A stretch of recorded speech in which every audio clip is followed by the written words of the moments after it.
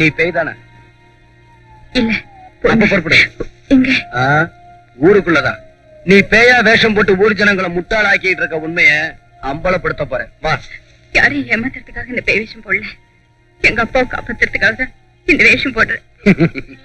வேதாளம் சொல்ற விடுகதை மாதிரி இருக்கு. அப்படிதான் ஆயிடுச்சு என் வாழ்க்கை.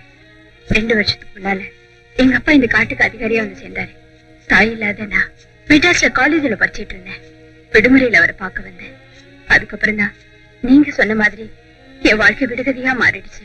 விளக்கம் தேவை. என்னையும் எங்க அப்பாவையும் ராவோட ரவா கடத்திட்டான். எங்க அப்பாவை ராஜினாமா கழுத எழுத சொல்லி கவர்மெண்ட்டுக்கு அனுப்பிட்டான். அதுக்கப்புறம் என்ன பேய் வேஷம் போட சொல்லி ஊரே ஏமாத்திட்டு இருக்கா. மறுத்தா எங்க அப்பாவை கொன்னுடுறதா பயமுறுத்திட்டு இருக்கான். யார் அவன்? பண்ணையாரு. பண்ணையாரா? இதனால அவருக்கு என்ன லாபம்? எனக்கு தெரியாது.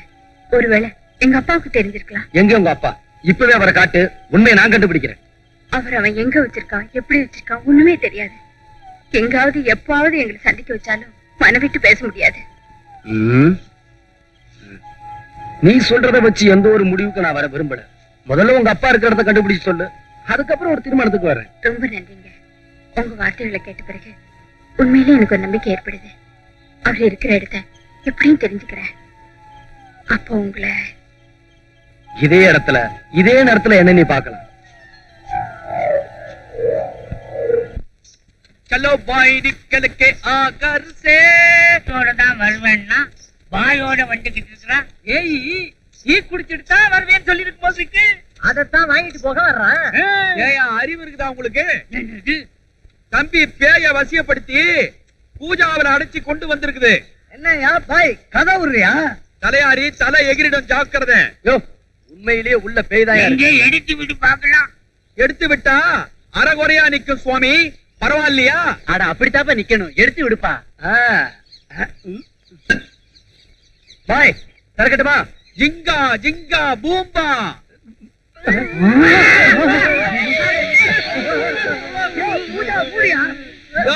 நீங்க தானே பேய அறகுறையா பாக்கணும்னு ஆசைப்பட்டீங்க. தெரியாம சொல்லிட்டோம். என் சம்சாரம் ஆண்டாளை தவிர வேறு எந்த பொண்ணையும் எடுத்து பார்க்க மாட்டேன். தம்பி குருக்களையா ரொம்ப ஆச்சாரமானவரு. அறகுறையா பார்க்க வெக்கப்படுறாரு. மூடிடு. சும்பே. சும்பேன்னா மூடிக்கோன்னு அர்த்தம். அது சரி, பேய் எப்படி இதுக்குள்ளார வந்துச்சு?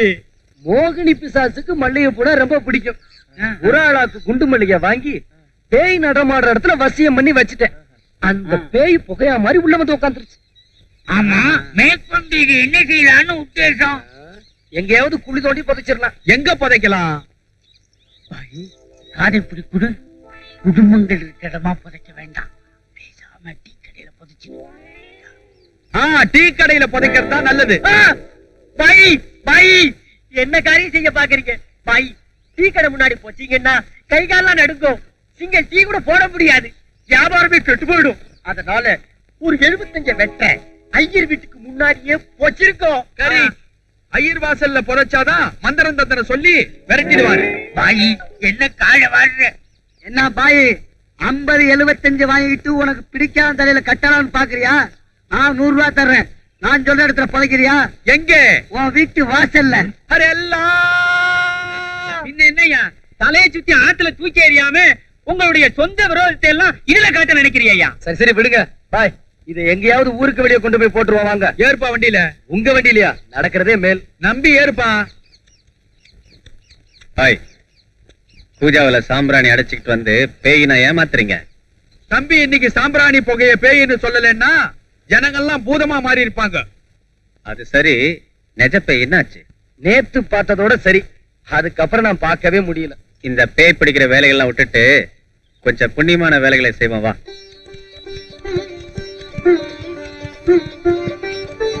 காளியப்பன் பேர்ல அர்ச்சனையும் முடிச்சுட்டேன். இது யார் பேருக்கு பண்ணணும்? சின்னதுரை.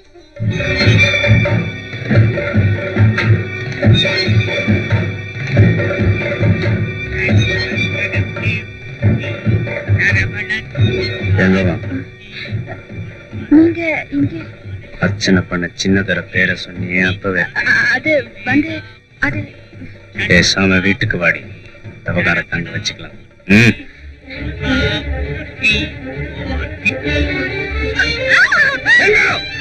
யாருங்க சின்னதர? சொல்ல மாட்டேன். சொல்லு சொல்லு. இப்ப உன்னை இங்கே கொலை பண்ணி சாவடிச்சிருவேன். சொல்றேங்க, நீங்க பழிக்கு பழி வாங்கணும்னு நினைக்கிறீங்க.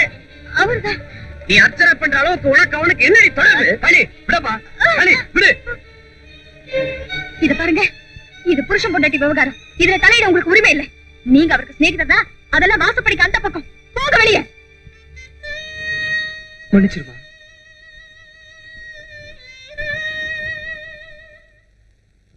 இப்ப சொல்றேங்க, சின்னதுரை உங்க எதிரிதான்.